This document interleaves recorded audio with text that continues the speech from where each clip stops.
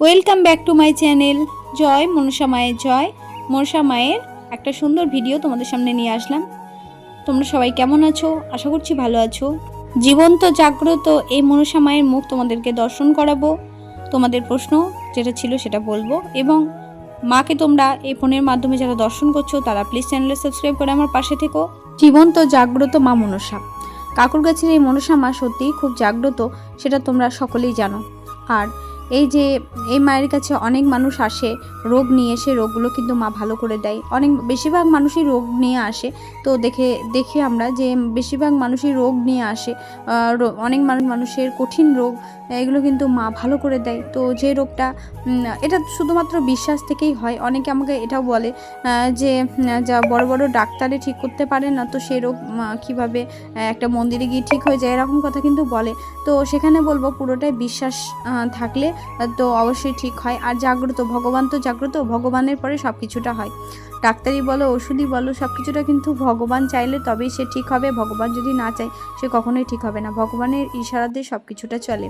তো ভগবান যা চাইবে সেটাই হবে। ভগবান ওপর থেকে বসে সব কিছুটাই ঠিক করে রাখে এবং ভগবান সব কিছুটাই দেখে। তো ভগবান ওপর থেকে বসে সব কিছুটাই দেখছে যে কি করা উচিত বা কি করা উচিত না। তো সেখানে ভগবানকে তো অবশ্যই বিশ্বাস করতে হবে। প্রচুর মানুষ ওই মন্দিরে রোগ নিয়ে আসে, বিভিন্ন রকমের রোগ তাদের শরীরে থাকে যেগুলো মা ভালো করে দেয়।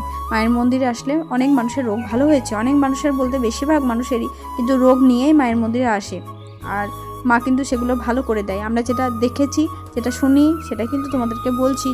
অনেক মানুষের ক্যান্সারের মতন কঠিন রোগও এই মনসা মায়ের মন্দিরে এসে ভালো হয়ে গেছে মায়ের কাছে মানত করে। একজন না কয়েকজনের মুখ থেকেই শুনেছি মায়ের মন্দিরে ফোন দেখে মাকে মানত করার পর রোগ হয়েছিল ওনাদের শরীরে।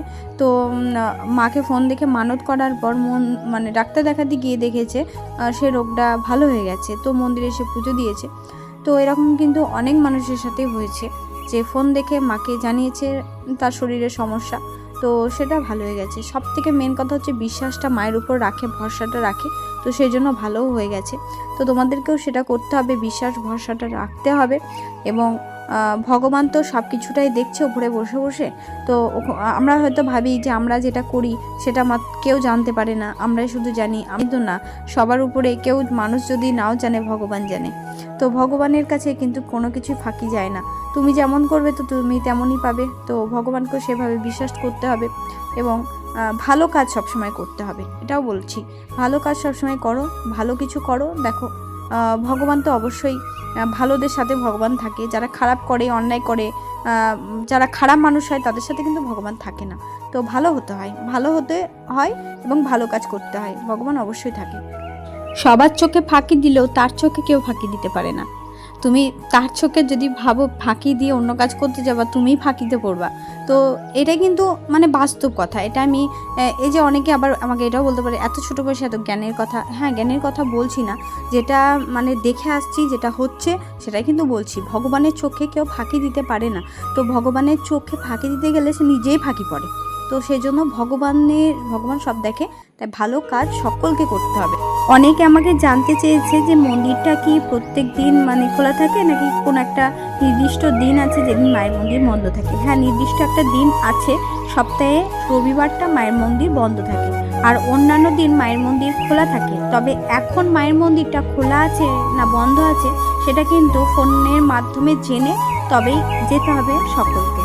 এখন হুট করে মন্দির চলে গেলে আর মায়ের মন্দিরটা দেখলে বন্ধ আছে বা খোলা নেই, একটা কথা বলে রাখবো, মায়ের মন্দিরটা কিন্তু খোলা আছে শুধুমাত্র পুজো দেওয়ার জন্য। যারা মানসিক করেছে, যাদের মানসিক পূর্ণ হয়েছে তারা পুজো দিতে পারে বা এমনি পুজো দিতে পারে তাদের জন্য।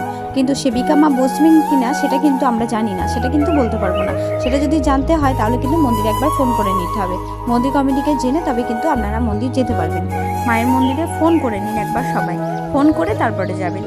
তো ওনারা যদি বলেন তো তখন কিন্তু আপনারা মন্দির যেতে পারবেন। কিন্তু এখন মন্দিরে গেলে আপনাদেরকে ফোন করেই যেতে হবে। আর মন্দির যখন স্বাভাবিকভাবে মন্দির খোলা থাকে বা স্বাভাবিকভাবে মন্দিরটা চলে, তখন কিন্তু শুধুমাত্র রবিবারটাই মন্দির বন্ধ থাকে।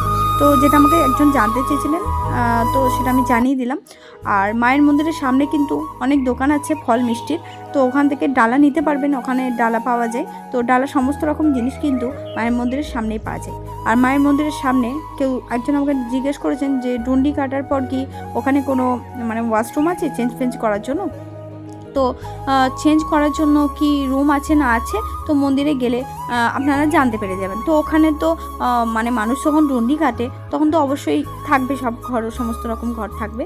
আর ওখানেই তো আমাদের সেবিকা মায়ের বাড়ি, তো অবশ্যই সব কিছুটাই ওখানে মন্দিরে গেলে মন্দির কমিটিকে জিজ্ঞেস করলে আপনাদেরকে সব কিছুটাই বলে দেবে। তো কোনো রকম সমস্যার মধ্যে হয়তো আপনাদেরকে পড়তে হবে না। আর মন্দিরে একটু ফোন করে নেবেন, ফোন করে যাবেন, তাহলে আপনাদেরও অনেকটা সুবিধা হবে। তো এগুলো আমি জানিয়ে রাখলাম। যারা আমাকে বলছেন যে ঠিকানাটা কিন্তু অলরেডি আমার ভিডিওতে দেওয়া আছে, যে মায়ের মন্দিরে হাওড়া থেকে কিভাবে যাবেন, তারপরে বিধাননগর থেকে কিভাবে যাবেন, সব কিছুটা দেওয়া আছে। তো ওই ফোন করে আপনারা যেতে পারবেন। তো সেটা বলে রাখলাম আপনাদেরকে।